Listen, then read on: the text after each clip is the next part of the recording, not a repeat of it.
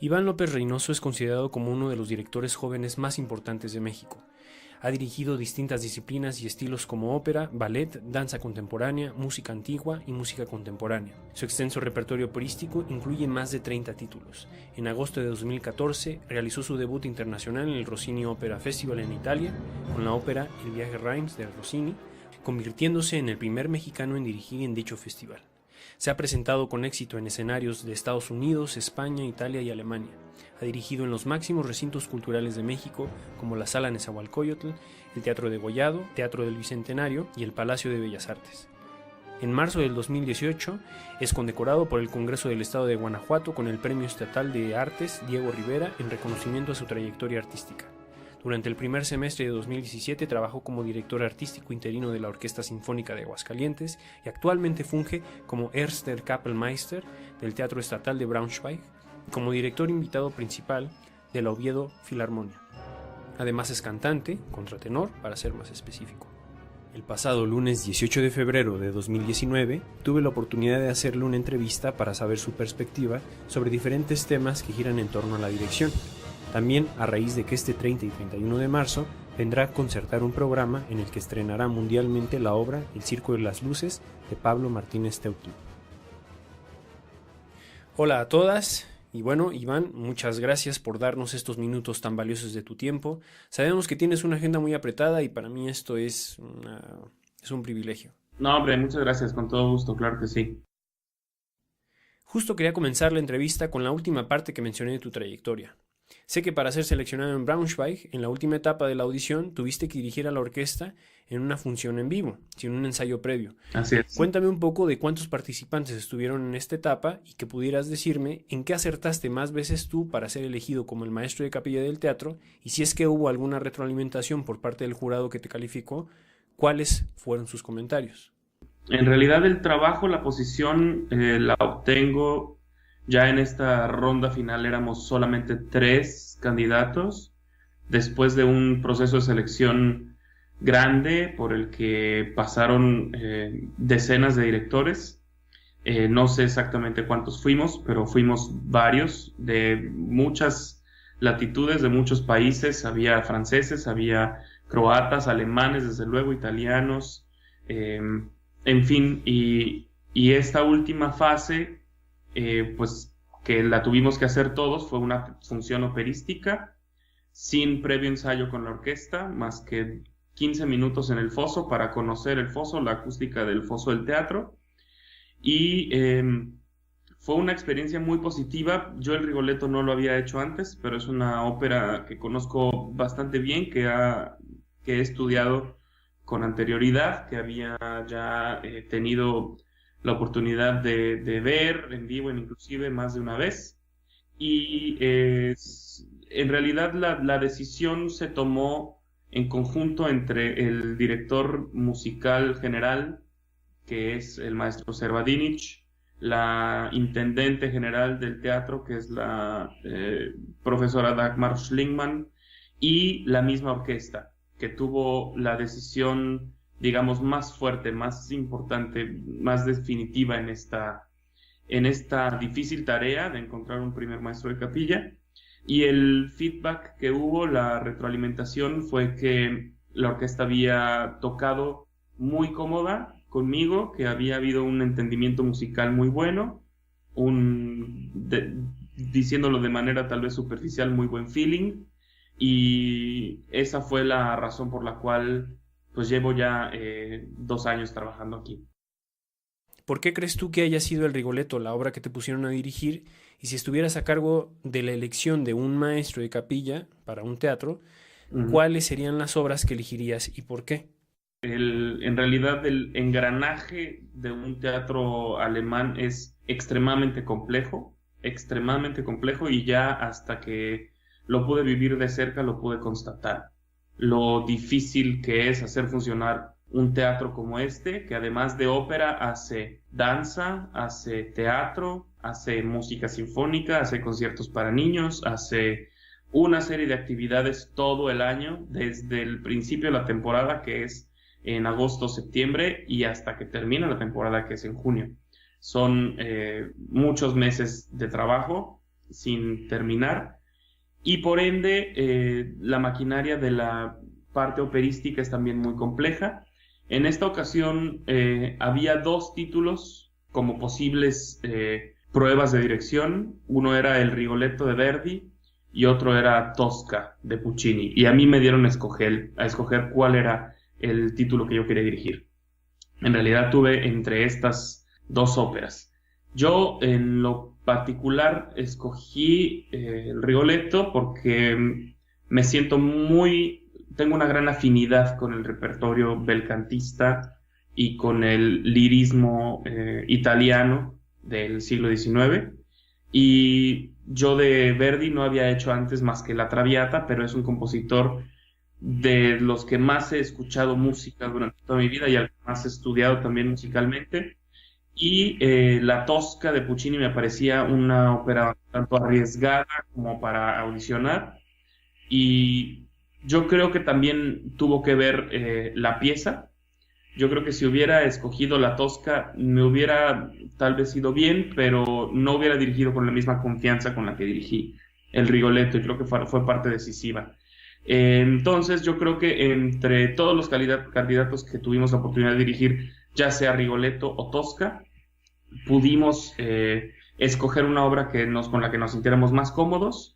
Y esto fue simplemente porque La Tosca y el Rigoletto estaban en temporada del teatro, es decir, dirigimos funciones que ya estaban programadas desde el inicio de la temporada y que fueron repartidas de esta manera para que fueran como las audiciones para los nuevos maestros, el nuevo maestro de capilla, los candidatos que querían ser maestros de capilla. Y si yo tuviera que escoger un título como audición, yo escogería definitivamente una ópera italiana, ya sea el Rigoletto. Me pareció, bueno, por mi experiencia personal, un título muy adecuado, pero también hubiera puesto un Mozart, una ópera de Mozart como requisito, y definitivamente hubiera puesto también una pieza del siglo XX como requisito, ya sea alguna obra de Stravinsky para orquesta o algún Schoenberg o algún Berg, y siendo ya un poco más a lo mejor atrevido, algún Luigi Nono con la orquesta, algo que tuviera que te exigiera como músico demostrar la versatilidad y el dominio de varios lenguajes musicales. Ahora que estás en Alemania y vienes frecuentemente a México, además de la experiencia de estar allá, de tener un ritmo de trabajo mucho más intenso, la diversidad de obras a las que te has tenido que enfrentar, ¿qué cualidades técnicas ya son evidentes para ti al momento de dirigir las orquestas en México? ¿O qué cosas sientes tú que ya estás aportando a la dirección en general? ¿Qué ha cambiado en ti? Son muchas cosas. Yo creo que desde que llegué a Alemania, lo primero que he aprendido a desarrollar o a fomentar es un ritmo de trabajo muchísimo más acelerado y con mucha mayor presión, porque lo que aquí he vivido en cuestiones de diversidad, de repertorio, de funciones, de tareas, no lo había podido vivir antes en México. Yo voy a cumplir mi 2º año como primer maestro de capilla en Alemania, con alrededor de 80 funciones sinfónicas y operísticas, que es una cantidad, es enorme la cantidad de funciones y conciertos que he podido hacer aquí. Eso, sobre todo, en una cuestión ya digamos de práctica. En una cuestión técnica, yo me siento ahora mucho más confiado con mis manos, con la manera en la que puedo expresar manualmente cómo quiero que se haga la música, y me doy cuenta que eso es algo también muy apreciado y valorado aquí en Alemania, por lo pronto aquí en los lugares que he podido trabajar, el gesto del director, todo lo que el director puede transmitir con las manos sobre la partitura que está dirigiendo. Desde luego hay que tener una buena técnica de ensayo, optimizar tiempo, ser efectivo, lograr lo que quieres, plasmar las sonoridades que tienes en la cabeza a la hora de dirigir y a la hora de pedir a los músicos cómo quieres que se interprete. Y en eso también he podido crecer mucho aquí. La búsqueda de colores, la búsqueda de texturas, cómo trabajar con los músicos. Y a la hora de ir a México siento también un crecimiento muy grande a lo que yo había podido hacer y a lo que ahora puedo hacer, por ejemplo, como director. y siento a las orquestas con las que he podido trabajar recientemente, que son la FUNAM, la Sinfónica de Aguascalientes, por ejemplo, muy receptivas y muy dispuestas a lo que tengo yo que decir, a lo que tengo yo que aportar. Hay, además de lo que te comento, un gran cariño en particular con estas dos orquestas, y además de haber entusiasmo, hay expectativa y hay muchas ganas de colaborar juntos. Eso es lo que yo podría ahora aportar diferentemente a lo que hacía hace unos 3 o 4 años. Has mencionado de manera muy breve en otras entrevistas sobre las prácticas arcaicas y caducas del director como figura de dictador o tirano que instauran su visión a base de la imposición a los músicos en la orquesta. Tu perspectiva se inclina hacia el debate y la conciliación. Y pienso que esta visión tuya se debe a que en Alemania hay toda una industria, una máquina, como has hecho referencia, de la ópera. La demanda de trabajo exige que tanto el director como los músicos cambien muchos paradigmas en la orquesta. Cuéntanos de un caso en el que hayas aplicado esta dinámica de debate y conciliación. Mira, yo creo que en general los tiempos han cambiado mucho en una cuestión de apertura y de apreciación y de diálogo y sobre todo de empatía con el trabajo de tus colegas y de tus compañeros. Yo afortunadamente, desde que tengo memoria, desde mi debut como director profesionalmente, que fue hace ya 8 años, van a ser 9,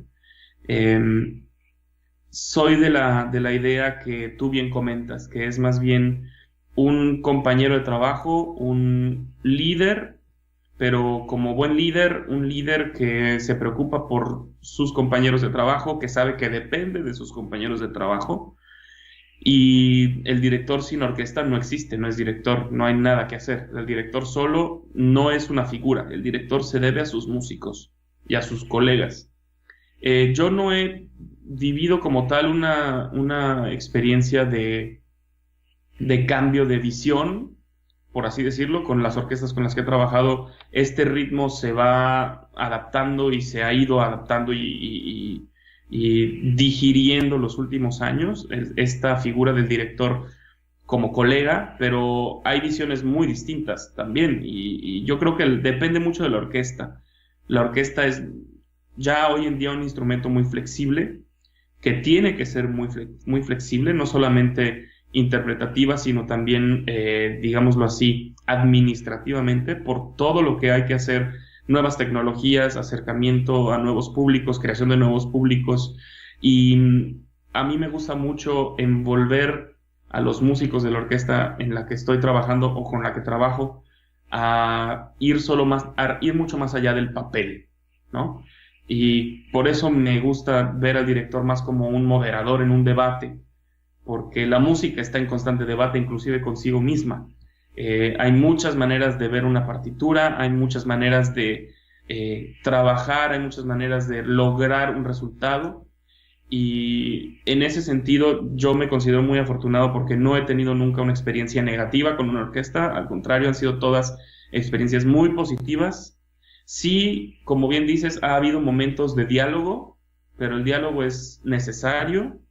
Yo creo que es necesario, y sobre todo para el director, porque el director aprende todos los días. Hay una anécdota maravillosa que le platicaba a Ricardo Muti, su maestro de dirección, y decía: qué lástima que ahora que estoy tan viejo me tenga que retirar justo ahora que estoy aprendiendo a dirigir, ¿no? Aprende todos los días, y en ese sentido yo aprendo mucho todos los días de mis colegas. Aquí he aprendido montones, cantidad, y mis compañeros aquí en Braunschweig y en Alemania en general y en México, todo lo que pude hacer con OFUNAM, con OJUEM, con todas las orquestas con las que pude trabajar.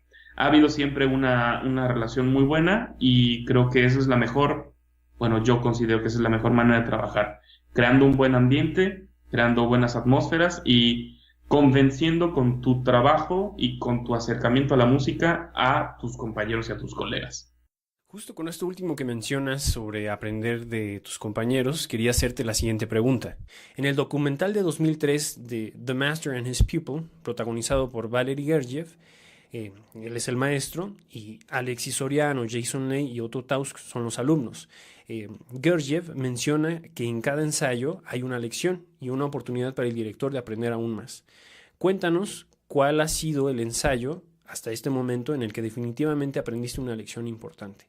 Todos, pero mira, sobre todo, por ejemplo, mi primer ensayo profesional de las bodas de Fígaro, hace 9 años. En cada ensayo hay un aprendizaje, pero este ensayo en particular, por ejemplo, me enseñó a que tengo que medir bien mis tiempos. Y lo aprendí desde el día 1, porque una ópera tan compleja como Las bodas de Fígaro, hay mucho que hacer. Yo estaba muy inexperto, yo estaba apenas empezando a hacer un par de cosas en el oficio, y en el momento en el que me di cuenta ya era hora de hacer la primera pausa del ensayo y no había hecho yo prácticamente nada. Entonces fue un momento muy frustrante. Dije, no puede ser, tengo que tener un plan de ensayos mejor, ¿no? Y optimizar mis tiempos como director. Y ese ha sido siempre, y en verdad es una cosa que me ha ayudado muchísimo y me da mucho gusto haberlo aprendido en ese momento, porque optimizar mis tiempos como director para mí es fundamental. Decir, tengo para un concierto sinfónico 4 días y tengo que en estos 4 días leer 3 obras de muy distintas dificultades, texturas, épocas y demás. Y tengo que hacer que esas horas que están en mi contra funcionen y hacerlas rendir al máximo. Esa es una lección fundamental.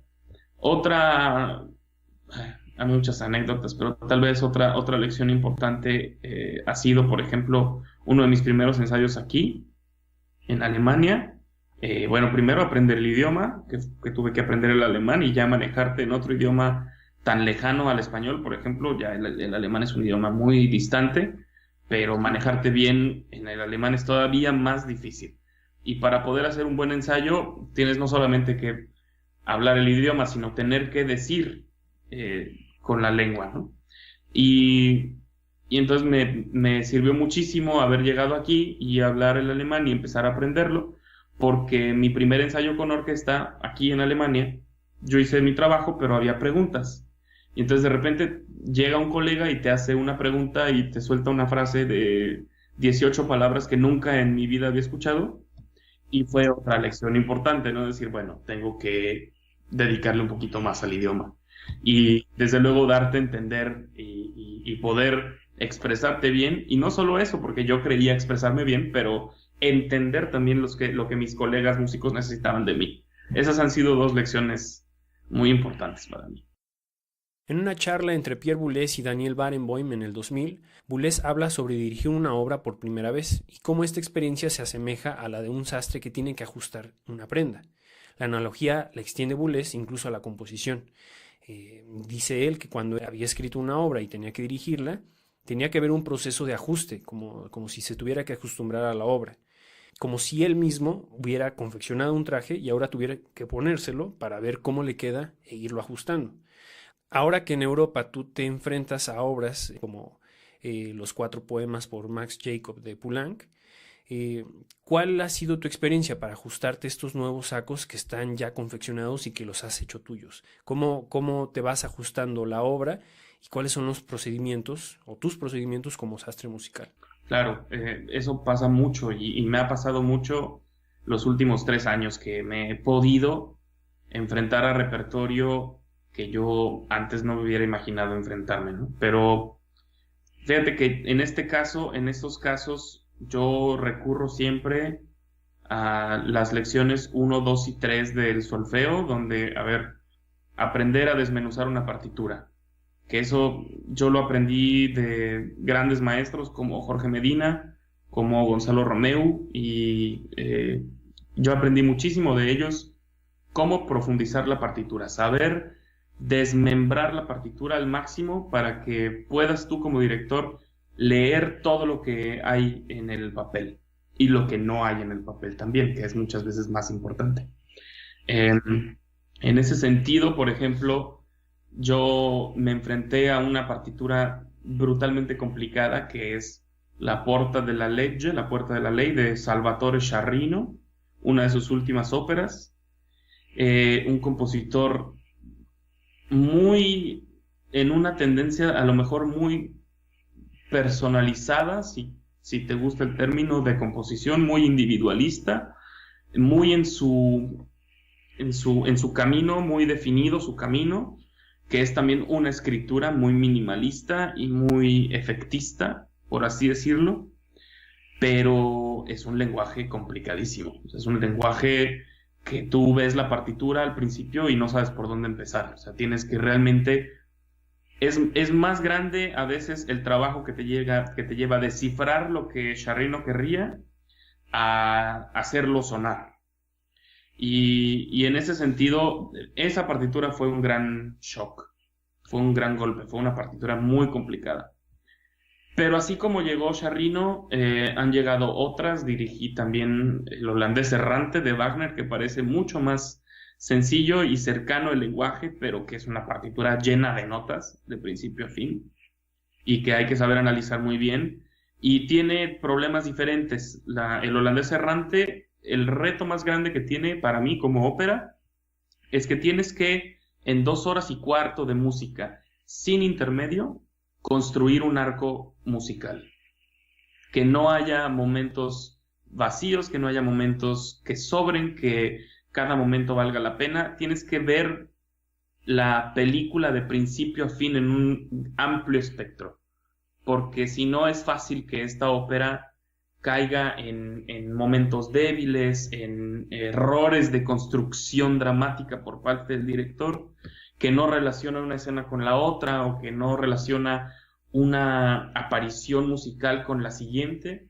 Y ese fue un reto grandísimo también en el holandés errante de Wagner, darle una línea, digámoslo así, descriptiva, una línea narrativa a la ópera.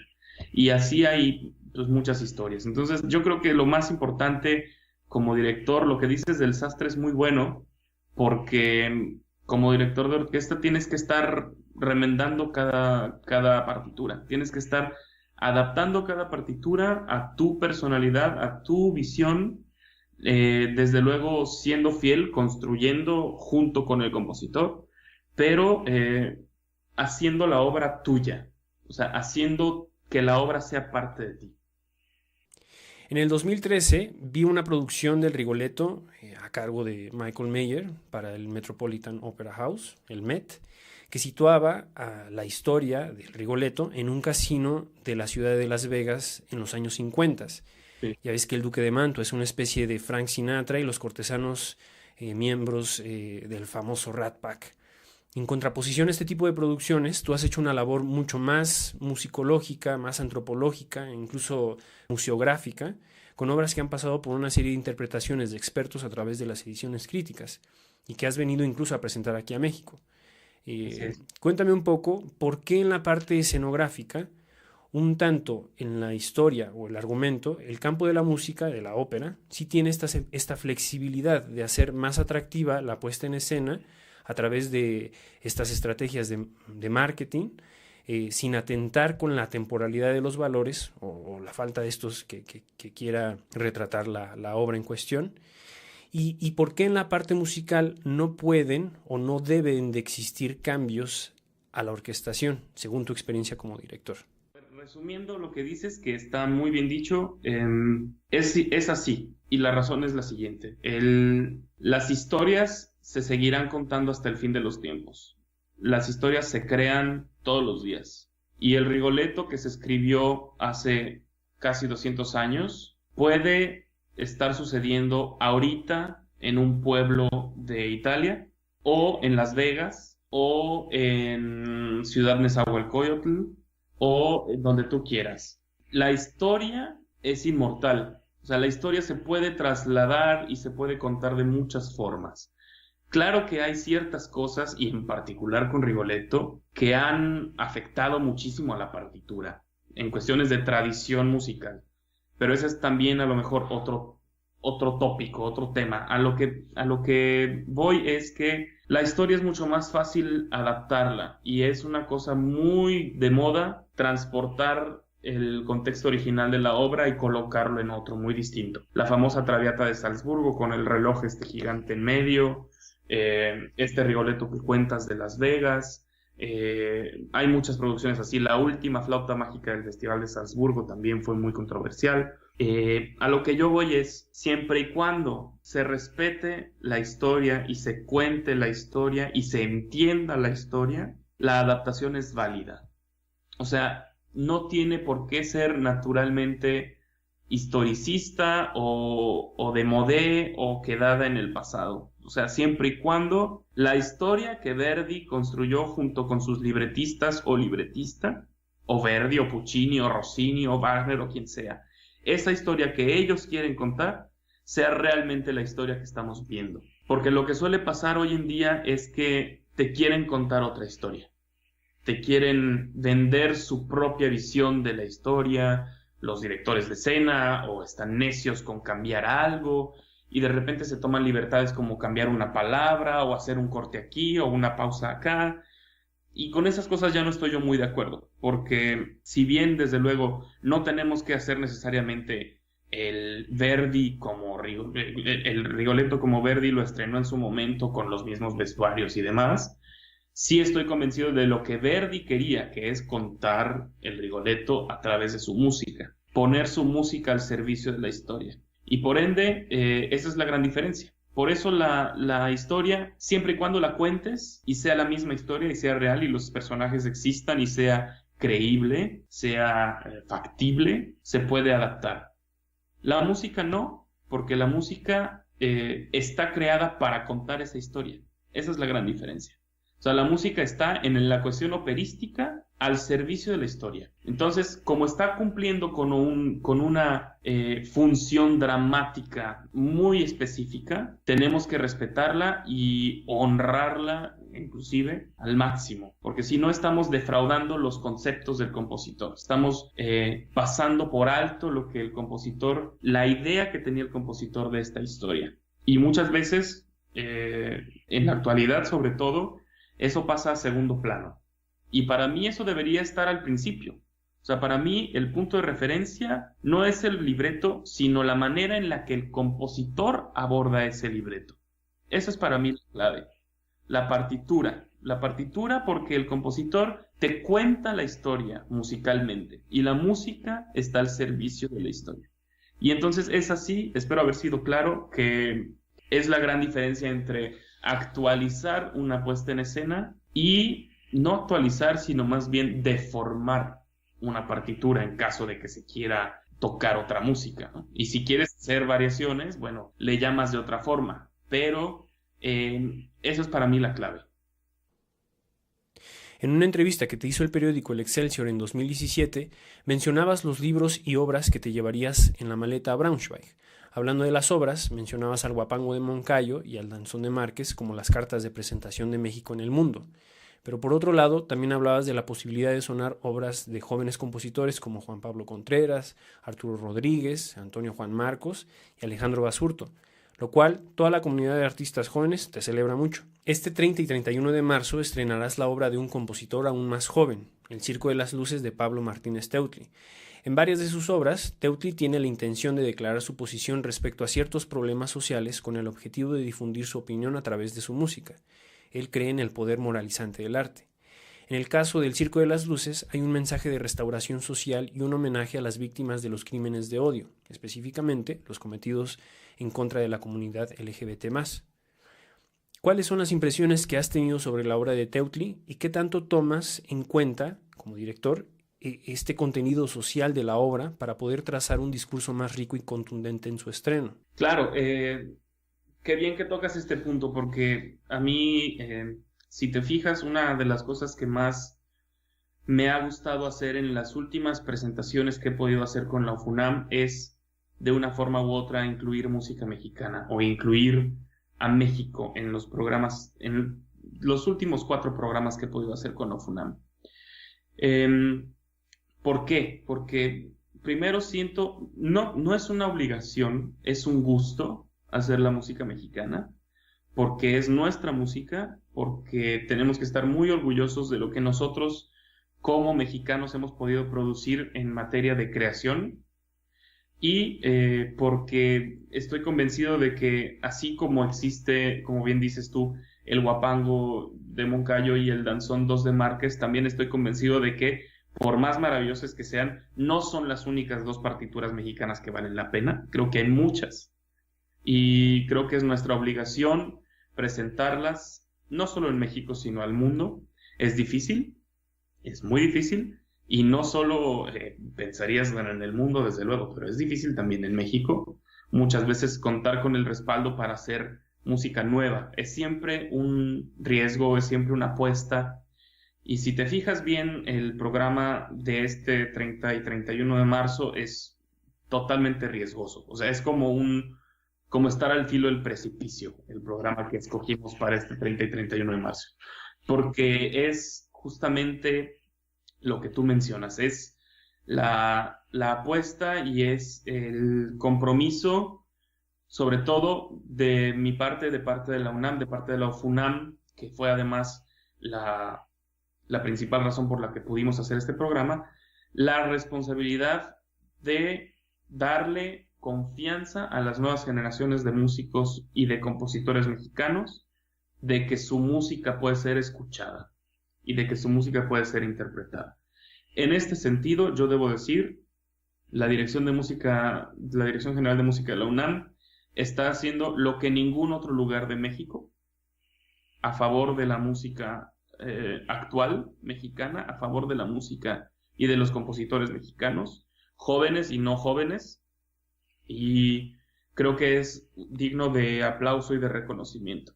A mí me entusiasma muchísimo hacer el estreno, digamos, mundial y revisado de esta partitura de Pablo, porque desde el momento en el que se estrenó bajo el título del Circo de los Chicos y en fragmentos con la orquesta Eduardo Mata, yo quedé convencido de que era una partitura muy buena, que valía mucho la pena. Es una obra muy narrativa, es una obra con un fuerte peso y gran lección, como tú dices, social. Creo que es una partitura que merece la pena ser descubierta y escuchada, y me da mucho gusto poder hacerla por primera vez de manera integral. Es una partitura que he podido estudiar las últimas semanas y que tiene una gran fuerza. Es una partitura con mucha riqueza emocional, emotiva, con muchísimos colores. Pablo tiene un gran talento para la orquestación. Es una partitura con muchas texturas, muy rítmica, en ocasiones muy concreta, en ocasiones muy descriptiva. Yo creo que en general es una partitura muy descriptiva. Lo que él quiso hacer lo logró, contar también una historia al final, como tú dices. Tiene realmente prácticamente un libreto, es como una sinfonía programática para orquesta, y lo logra a la mejor manera posible en esta obra. Estoy muy contento porque además es una manera de, digamos, solidarizarnos entre generaciones, porque desde luego, a pesar de que yo soy algunos años mayor que Pablo, me siento todavía cercano a su generación, y creo que es un gran mensaje que se haga con la Orquesta Filarmónica de la UNAM, que es una orquesta emblemática, es una orquesta importantísima, el estreno integral de una obra de un jovencísimo compositor mexicano. Creo que es un acontecimiento realmente importante. Espero que sea el primero de muchos, porque hay muchas obras que valen la pena ser escuchadas, y estoy convencido de que será un programa que tenga mucho impacto positivo en este sentido. Combinarlo no fue fácil. Yo desde luego estuve de acuerdo en que se hiciera el estreno integral del Circo de las Luces, desde el momento en el que platicaba yo con la gerente de la UFNAM, que me decía, hagamos alguna pieza mexicana, idealmente nueva, y surgió Pablo, y me da mucho gusto esta obra. Y entonces en la segunda mitad, pues va así como un plato difícil de digerir, porque sí es un plato difícil de digerir, la suite de Lady Macbeth de Shostakovich, que no es para nada una obra sencilla, pero que lo que a mí me gusta de este programa la gran belleza de este programa para mí es presentar una obra del siglo XIX, que es Berlioz, una obra del siglo XX, que es Shostakovich, y una obra del siglo XXI, que es Pablo. Me parece que es una manera muy, muy interesante de armar un programa. Sí, justo te iba a preguntar, sé que en ocasiones tienes la oportunidad de elegir el programa cuando vienes a dirigir a la FUNAM, eh, como en el programa de febrero del año pasado, 2018, hiciste una suerte de curaduría histórica y armónica, y que por un lado habías elegido a los representantes más importantes del nacionalismo, o representantes importantes del nacionalismo de sus respectivos países, y por otro lado las perspectivas y tratamientos que le dieron estos compositores al sol mayor. Ya ves, el sol modal con la Sinfonieta de Moncayo, el sol atonal con el concierto para piano número 2 de Bartók, y el sol tonal con la Sinfonía número 8 de Dvorak. Para este programa de 30 y 31 de marzo, entonces, esta es la curaduría que vas a ocupar, que este programa está conformado por la marcha húngara de la condenación de Fausto, de Berlioz, el Circo de las Luces, como ya mencionamos, de Pablo Martínez Teutli, y la suite de Lady Macbeth de Sostakovich. Sí, claro, de hecho, a mí me gusta mucho hacer este tipo de programas porque es una gran responsabilidad programar. Es una gran responsabilidad además que la orquesta te dé carta blanca para programar, que te digan, a ver, ¿qué quieres hacer? No es nada más escoger obras que tú tengas ganas de hacer, sino cumplir con una finalidad como programa. Y lo que mencionas del Sol Mayor es uno de los programas que también me dio más gusto conformar porque, pues a simple vista no se entiende en realidad. Y de hecho, varios colegas de la orquesta me dijeron, qué rara combinación. La Sinfonía de Moncayo con el concierto para piano de Bartók con la Sinfonía número 8 de Dvorak. ¿Qué te pasa? O sea, ¿qué hay ahí? Y entonces a la hora que tocas las tres obras juntas, tiene todo el sentido del mundo. Y creo que va a ser exactamente lo mismo en marzo, el 30 y 31 de marzo, porque estoy poniendo a Pablo con Berlioz y Shostakovich porque son, para mí, Berlioz y Shostakovich, dos grandes compositores, grandes explotadores de los recursos orquestales. Berlioz fue un gran innovador, fue un grandilocuente en su escritura, y además estamos conmemorando el aniversario de Berlioz. Entonces me parecía muy oportuno abrir con la marcha de la condenación de Fausto. Y Shostakovich fue el gran compositor, de hecho uno de los más grandes de toda la historia, que se atrevieron a romper paradigmas. Entonces Shostakovich con su Lady Macbeth cambió radicalmente la escritura del siglo XX y tan la cambió que le prohibieron seguir escribiendo así. Entonces es para mí un programa realmente emocionante porque además, como te digo, Pablo, incluir una obra mexicana del siglo XXI era para mí la mejor manera de combinarla, la mejor manera de presentarla, con estos dos padrinos, si lo quieres llamar así, que son Berlioz y Shostakovich, que dan una clara idea de lo que estamos intentando exponer en fines de curaduría musical, ¿no? La redondez del programa es esa. A lo largo de cualquier carrera artística, como estudiantes o como profesionistas, siempre hay una serie de santos a los que les rezamos, pero también somos fanáticos de otros ídolos por temporadas. ¿Quiénes son los compositores o directores que actualmente sigues o estudias porque te ha llegado una fiebre por saber más de ellos? Buenísima pregunta. Shostakovich me tiene ahora, bueno, también por culpa de Lady Macbeth, pero Shostakovich me tiene ahora embelesado a la máxima potencia, porque yo siempre he sido shostakovichiano, pero ahora más que nunca, porque yo soy muy afín al repertorio ruso en general, y para mí Tchaikovsky fue un primer gran clímax del repertorio ruso, pero luego Shostakovich llegó y le dijo, no, esto es así. Y entonces después de Shostakovich no ha habido semejanza. Y me fascina su lenguaje, me fascina su honestidad musical y sobre todo me fascina la manera en la que se sobrepuso a la censura política, porque a pesar de que el Shostakovich de Lady Macbeth es uno y el Shostakovich de la Quinta Sinfonía es otro, es siempre Shostakovich. Y ahí está Shostakovich en la Quinta Sinfonía, y no por nada es una de las obras más tocadas en el mundo. Pero es su manera de escribir el tercer movimiento como un llanto de desesperación, como un grito sumiso, como un grito ahogado, es para mí brutal, conmovedor, impresionante. Entonces estoy ahorita muy en Shostakovich, muy en esa onda.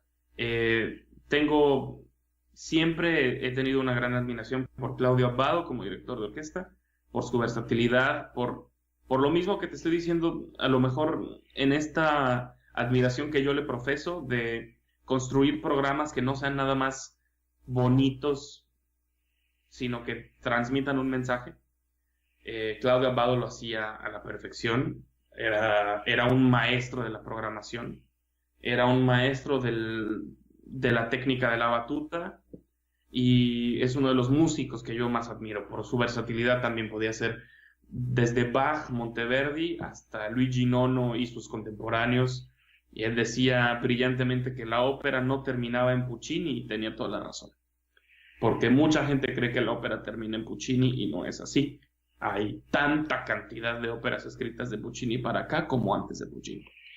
Y es una gran responsabilidad hacer lo que Abbado hizo, y por ende yo le profeso una gran admiración, y sigo al pendiente de, bueno, sus grabaciones, de lo que hizo, conozco muchos colegas que pudieron trabajar con él, y es siempre muy grato aprender de ellos, de la manera en la que Abbado trabajaba.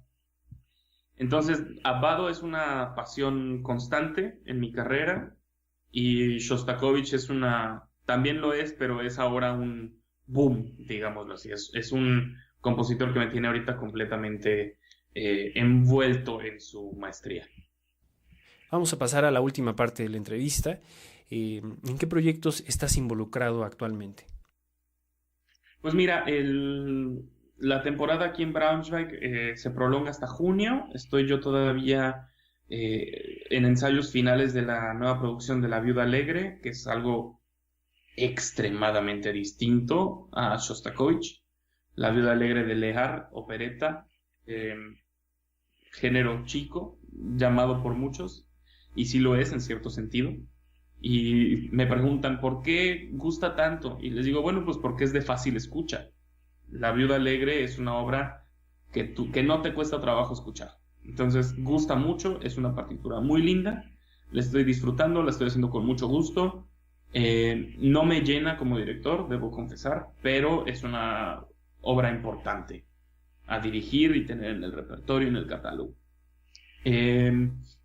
Voy a dirigir a Omán.